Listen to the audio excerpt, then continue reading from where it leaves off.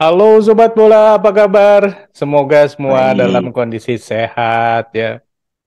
Nih berita betul. tentang naturalisasi tiga pemain untuk timnas U20, salah satunya Justin Hubner sama Rafael Struijk ya, itu sudah disetujui oleh DPR. Nah, Betul. kira-kira nih langkah berikutnya bakalan cepet atau enggak nih bro? Nah, ya memang kan tadinya ya kita juga sempat cemas juga saat reses DPR yang Mhm, tidak memungkinkan persoalan kewarganegaraan mereka kemudian dibawa dalam persidangan di DPR. mhm, Tapi dari Komisi 3 akhirnya saat ini sudah menyetujui proses naturalisasi dari Justin Hubner, Rafael Struijk, dan Ivar Jenner mhm, untuk bisa kemungkinan nanti bisa memperkuat Indonesia di Piala Dunia Under 20. Nah, setelah dari proses persetujuan dari DPR, tentu bola panasnya nih dikembalikan kepada eksekutif dalam hal ini presiden ya. mhm, Nah, tinggal bagaimana presiden segera memberikan yang namanya Kepres, keputusan presiden mengenai pemindahan kewarganegaraan dari mereka. mhm, Nah, setelah keputusan presiden itu keluar, baru akan diangkat sumpah di Kemenkumham. mhm. Setelah Kemenkumham juga sudah dilakukan, tentu nanti adalah perpindahan federasi sepak bola. Nah, kita harapkan bahwa mungkin ya kita berharap bahwa eksekutif dalam hal ini presiden bisa mengambil langkah yang cepat, mengingat bahwa ini sesuatu yang sangat penting ya, dan ini Ya, sesuatu yang tidak bisa ditunda-tunda lagi. ya. Nah, kita harap bahwa Kepres segera turun, kemudian angkat sumpah juga segera dilakukan. Nah, persoalannya adalah pemindahan federasi ini. Ya, Karena itu tadi, Bro Eri mungkin sudah bisa tahu persoalannya seperti apa gitu loh, Bro. iya kan kabarnya katanya Belandanya ngotot nih pengen mempertahankan Justin. Betul. Nah, ini juga kan ini sebuah apa ya drama tersendiri ya.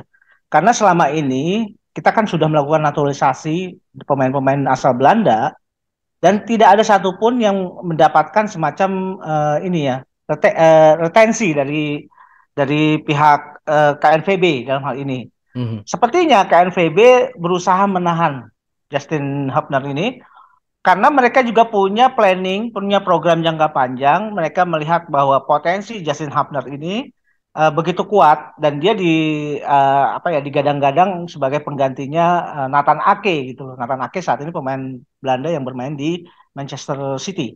Hmm. Nah, eh, mengingat juga bahwa dari sejak muda, dari kelompok usia 9, 12, kemudian 16, Justin Hubner ini juga seringkali memperkuat tim oranye gitu loh. Hmm. Dan sudah beberapa kali memperkuat kesebelasan di sana. Nah, Hmm. apalagi sejak kepindahan dia di usia yang begitu muda ke Wolverhampton Wanderers ya.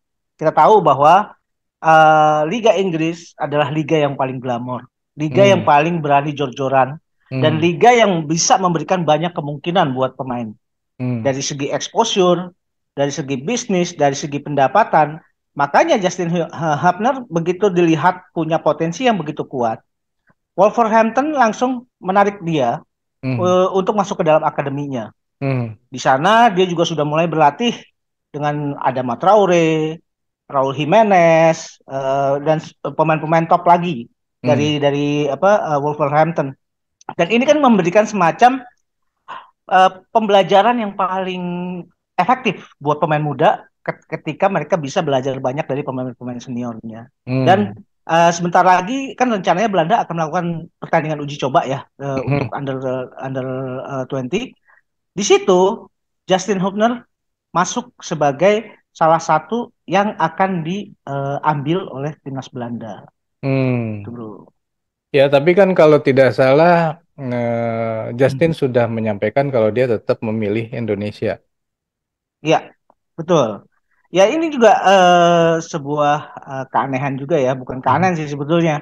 Mungkin karena melihat bahwa potensi Justin Hubner yang begitu kuat, makanya Belanda begitu ini ya, Ngotot ya. begitu ngotot untuk mempertahankan dia.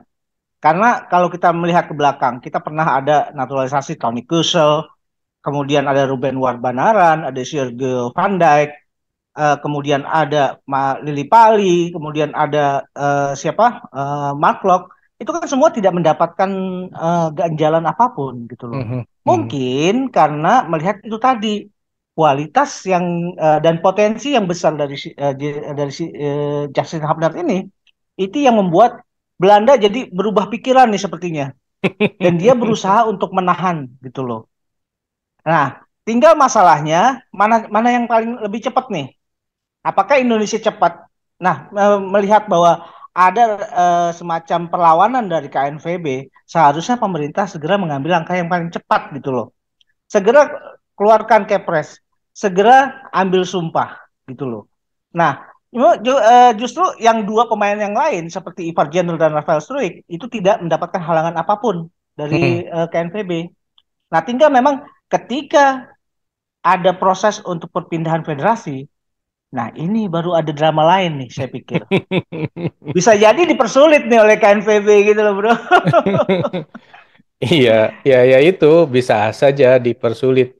Tapi begini ya, sekarang kalau misalkan eh, tinggal secara hukumnya ya, saya nggak ngerti di Belanda bagaimana. Apakah kalau di Indonesia kan, kalau misalnya sudah seseorang menjadi warga negara asing, maka otomatis warga negara Indonesianya kan putus ya ibaratnya. Iya, Nah, apakah iya. Belanda mempunyai aturan yang sama atau tidak ketika Justin kemudian menjadi warga negara Indonesia seperti apa? Jangan-jangan di sana punya dua warga negaraan sehingga boleh aja di Belanda iya, di Indonesia ya, tapi Indonesia nggak bisa terima kan gitu.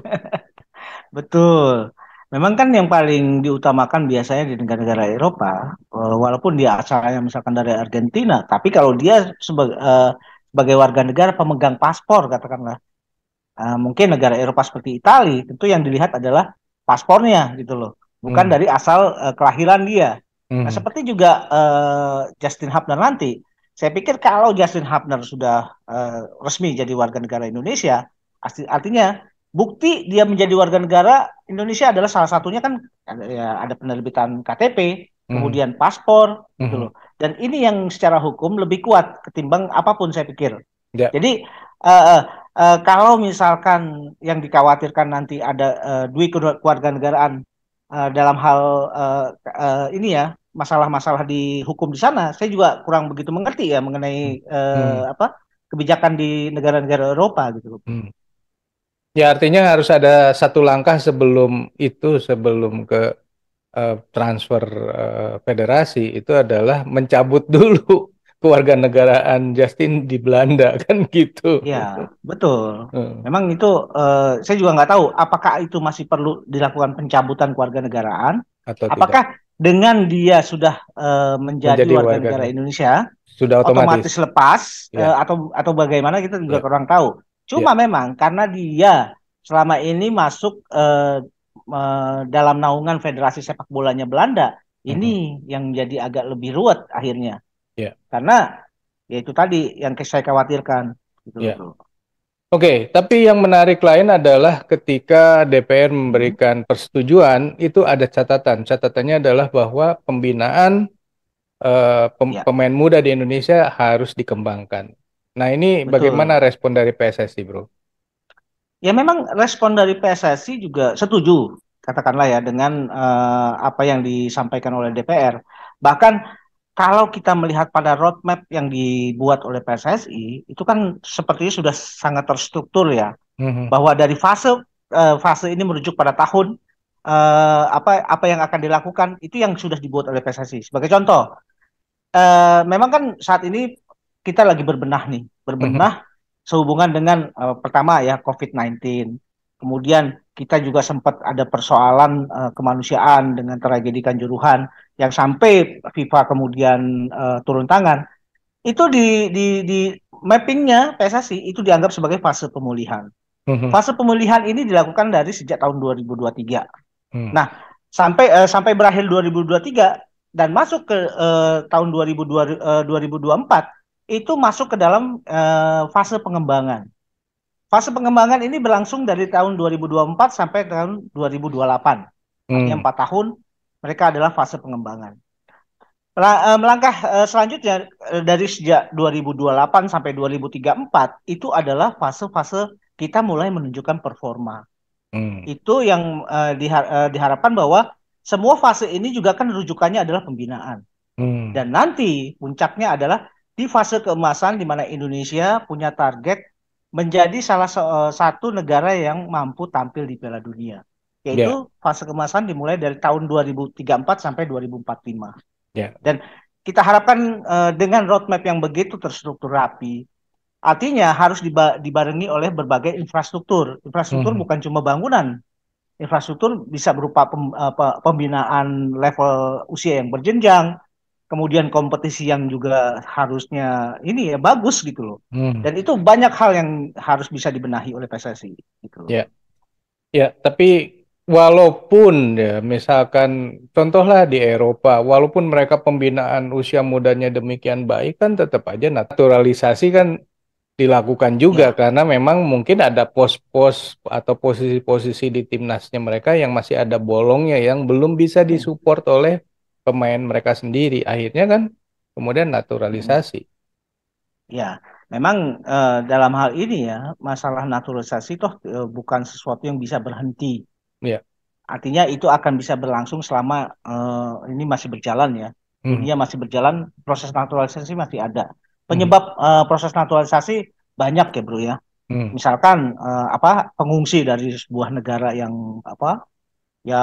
bergejolak, dia minta Hmm. dinaturalisasi ke negara penampung itu juga kan bisa menjadi hal yang demikian. Hmm. Nah, tentu saja seperti kita contoh, kalau misalkan naturalisasi dalam hubungannya dengan sepak bola atau dengan olahraga, ya kita tahu bahwa negara-negara Eropa yang sudah eksis dan established ya, dan bahkan punya label juara dunia berkali-kali, seperti Italia, kemudian Inggris, Jerman, Perancis, itu kan proses naturalisasi juga masih berjalan sampai sekarang. Ya. Gitu loh. Hmm. Artinya itu bukan sesuatu yang bisa di stop katakanlah ya seperti itu. Hmm. Tapi ini kan juga naturalisasi mungkin juga yang namanya ini human right ya, Hmm. hak asasi manusia.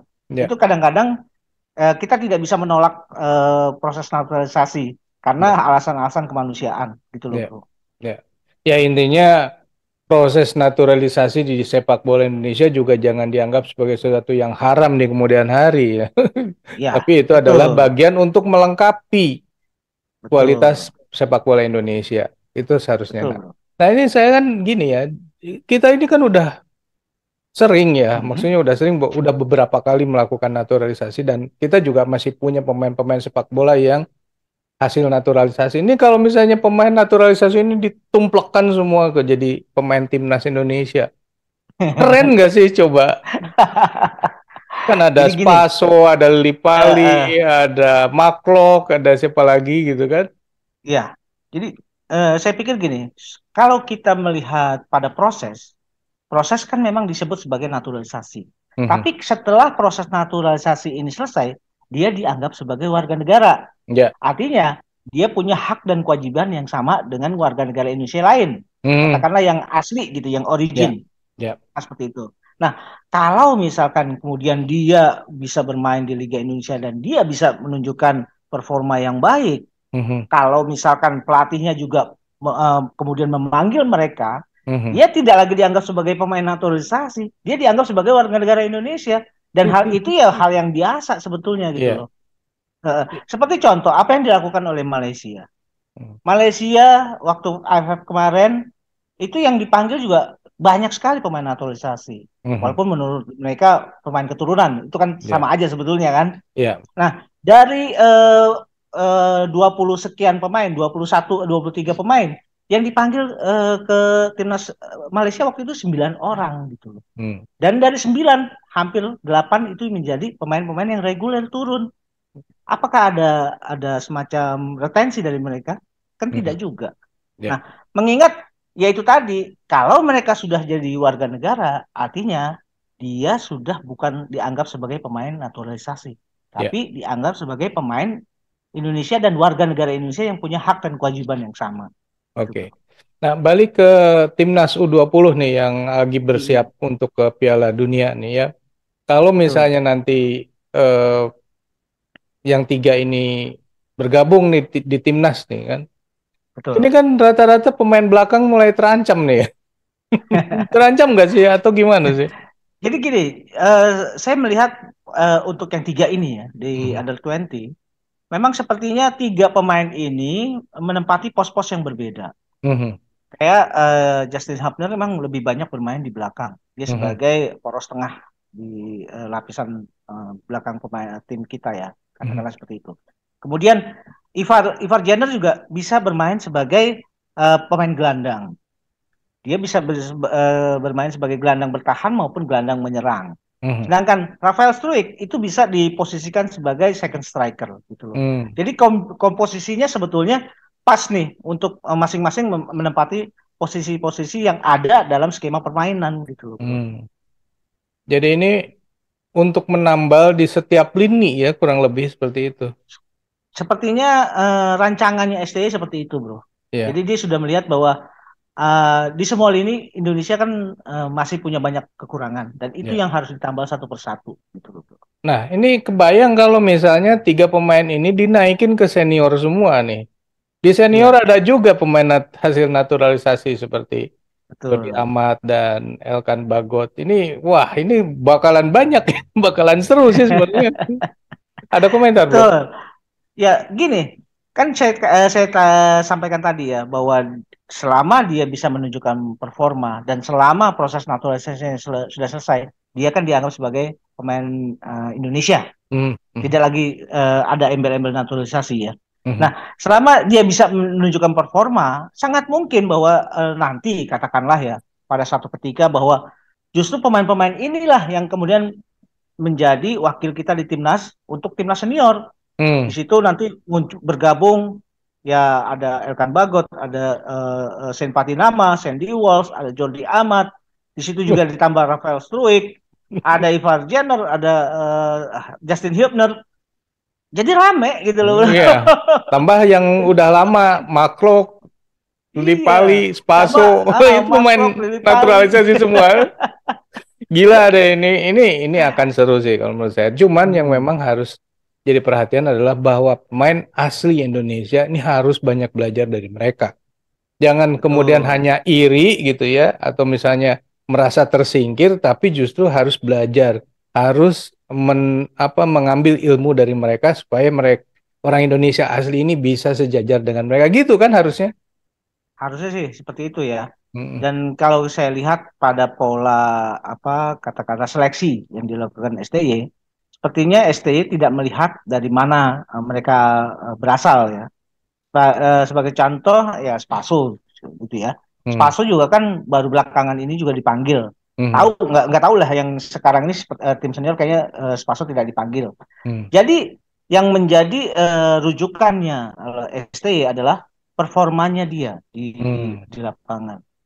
Jadi kalau misalkan kita hubungkan lagi dengan roadmap yang disusun oleh PSSI mengenai fase-fase pemulihan, pengembangan, performa dan keemasan, tentu yang kita harapkan bahwa ini kan pembinaan di tingkat dalam negeri ya, lokal Mm. gitu katakanlah ya. Mm. Dan Mm. ini yang harus bisa berjalan dengan baik. Ya. Kalaupun misalkan kita masih membutuhkan pemain hasil naturalisasi, toh Mm. juga nggak terlalu banyak dan tidak terlalu urgent lagi. Karena seluruh ketersediaan bahan baku, katakanlah ya, Mm. bahan untuk menjadi pemain timnas itu sudah ada dari hasil pembinaan, Ya. hasil kompetisi yang baik. Oke, jadi kita udah ngobrolin soal eh, tiga pemain naturalisasi ini yang sepertinya tidak akan lama lagi akan segera menjadi WNI. Tapi ada ganjalan untuk Justin karena Belanda pengen Justin jadi bagian dari timnas mereka. Kemudian kalau pemain naturalisasi semua ini dikumpulin jadi ke timnas Indonesia gitu, wah ini bagus atau enggak gitu kan ya. Oke sobat, Betul. kalau menurut sobat sendiri gimana nih? Kalau pemain Indonesia semua pemain naturalisasi ini semua masuk ke timnas ini bakalan bagus atau enggak? Tapi kan selisih umurnya udah beda-beda ya, udah ada yang masih muda, ada yang enggak gitu ya. Tetap aja harus ada regenerasi dari eh, pembinaan Indonesia. Silakan tulis di kolom komentar. Kita akhiri dulu obrolan kita kali ini. Kita lanjut di video yang akan datang. Sampai jumpa. Bye. Thank you, bro.